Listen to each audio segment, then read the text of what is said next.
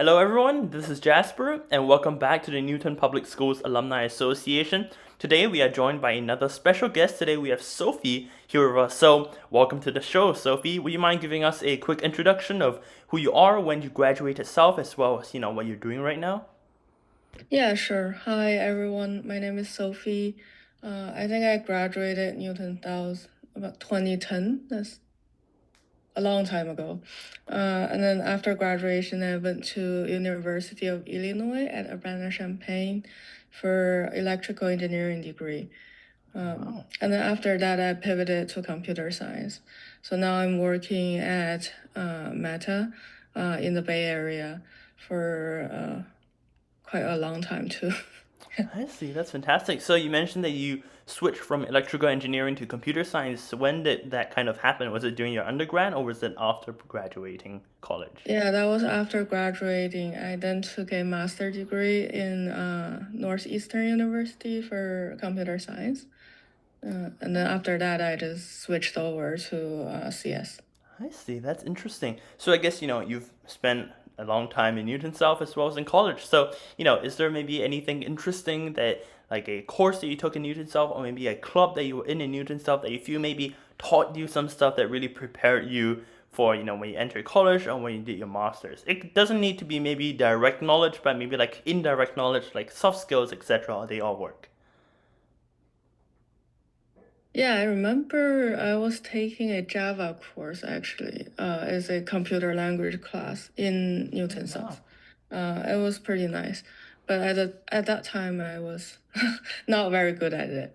Um, but it kind of prepared me for computer science. Oh, Yeah. I see. So would you say that maybe Newton Self kind of helped you in terms of getting you kick-started on programming essentially? Yeah, I think so. And also, I think a lot of other classes were, I think, even more valuable. Um, some of the English literature classes, and also when I came to Newton South, I was from China, and then my English was not good at all. And I took the English as second language program. I think I stayed there for about 2 years, and then all the teachers there were super nice to me, and then Oh, encouraged me to go on with my life. I think those are the most valuable things. oh, fantastic. So you talk about the teachers at Newton South kind of, giving you a boost and motivation. So is there maybe one teacher or two teachers that you feel maybe particularly had a large impact on you or had a strong impression of you at Newton South that you would say maybe they're your favorite teachers? Yeah, I do. Uh, but I don't have their names on top of my mind.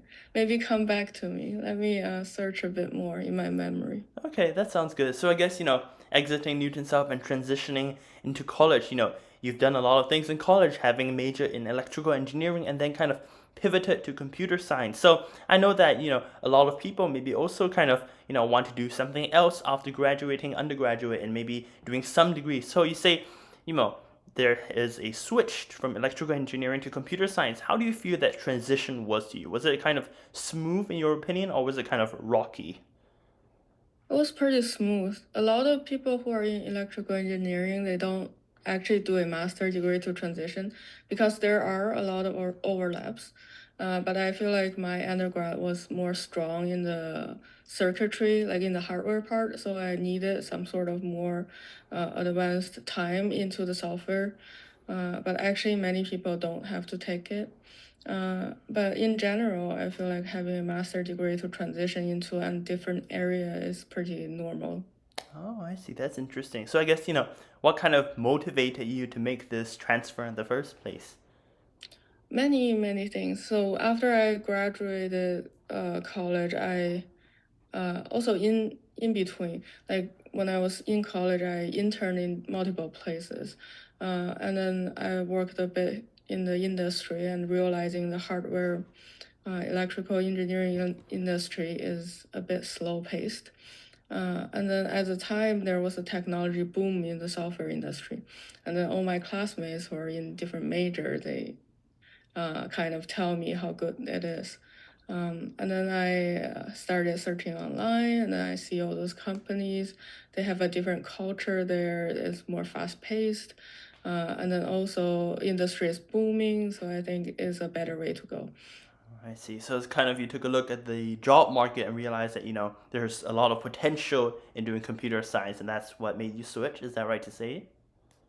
Not so much about the job market. It's more like when I interned in hardware engineering industries, everything has a very long cycle of development. You design the board and then you produce the board, and then it takes weeks after weeks to get it done. And then there are other issues. Once the hardware is done, you can't really fix it. You have to redesign if there's anything that's a problem. So the cycle itself is long. And then once you ship it to the customer, you can't like really fix it on there. You have I to see. give them a new board. But for software, like you produce it and then you send it online and then you can fix it all the time. You can upgrade it every second. So you can see from that perspective that one industry will have a lot more growth than the other. It's fast paced, it has a lot of opportunities, and then the cost is very low. So you realize that this thing is more efficient than the other. You always want to go to the more efficient industry. I see, I see. So, you kind of factor the fact that this industry will have a lot more potential for, I guess, growth as compared to the other one. But Mhm. personally, would you say that you also kind of prefer working in computer science more than electrical engineering now that you've made the switch? Can you repeat again? Like, personally, do you enjoy yourself working more in computer science as compared to electrical engineering since you kind of did a bit of work in both industries? Yeah, it's kind of mixed. It's definitely better than electrical engineering in terms that you have more freedom and then you have more growth. But there's also a lot more competition nowadays. Um, and then my friends in electrical engineering, their job is more stable, a lot I less see. competition. And then there's no this giant wave of AI that starts to compete with you. So it's a lot more change. Okay. But uh, that's kind of what I wanted at the beginning. Okay, So so it kind of yeah, has both its advantages and drawbacks for, yeah, switching to computer science nowadays because of the AI boom and everything that's going on. Is that right? I definitely. see, I see. That's fascinating. So I guess, you've kind of made the switch already from electrical engineering to computer science. And for a lot of high school kids, they're always like, oh, when I enter college, I kind of need to decide my entire life direction and kind of know everything I want to do. But that's not always the case. And a lot of people, they feel like they're very scared of, having to go into college, starting something, and then realizing, hey, maybe I need to switch to something else. So, having been through the entire switch process, if you could maybe talk to a younger version of Sophie before or right before she is going to decide to make the switch, what is something that you tell her that you feel maybe you felt was unexpected in the process of this transition?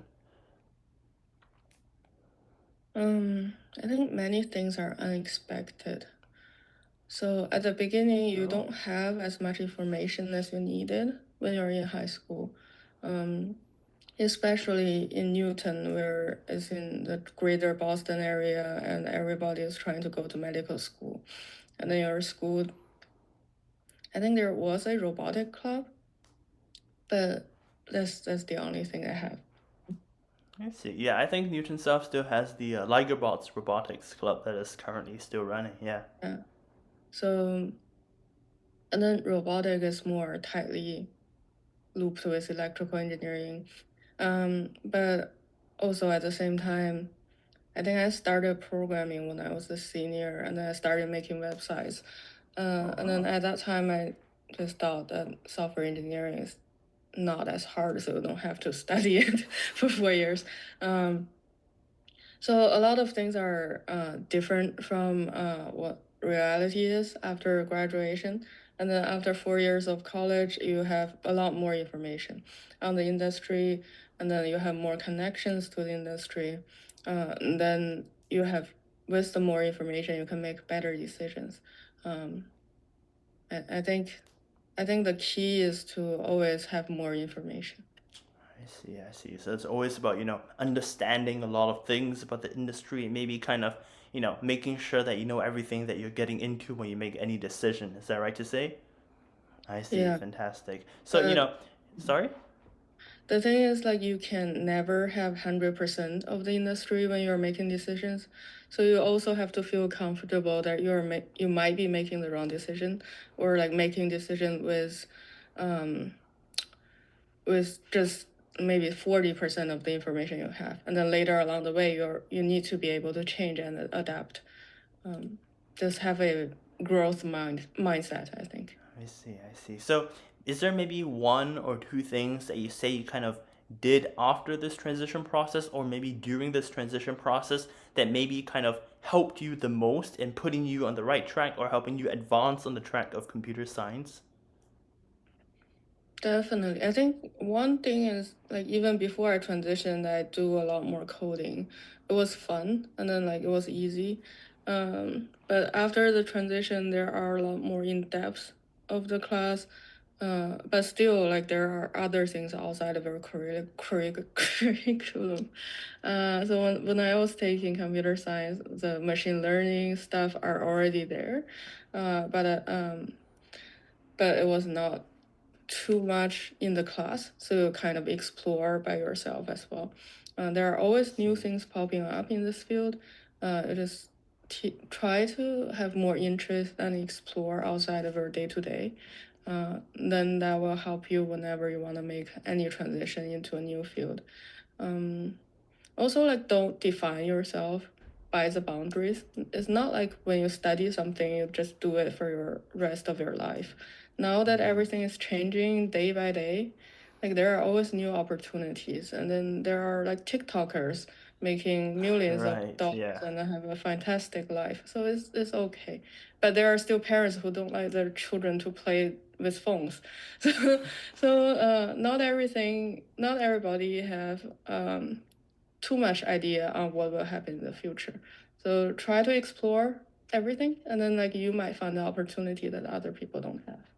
I see. That's fantastic. So, I guess just to end things off, you talked a lot about, different things that we should maybe think about when it comes to doing the transition or kind of thinking about what you want to do in high school. So, I guess both for us high schoolers and maybe for college students who are watching this video, since you have a lot more life experience and wisdom as compared to us, what is maybe one of the most important values or mindset that we should probably keep and try to adhere to that you think maybe brought you super far in life and probably will bring us just as far in life as it brought you?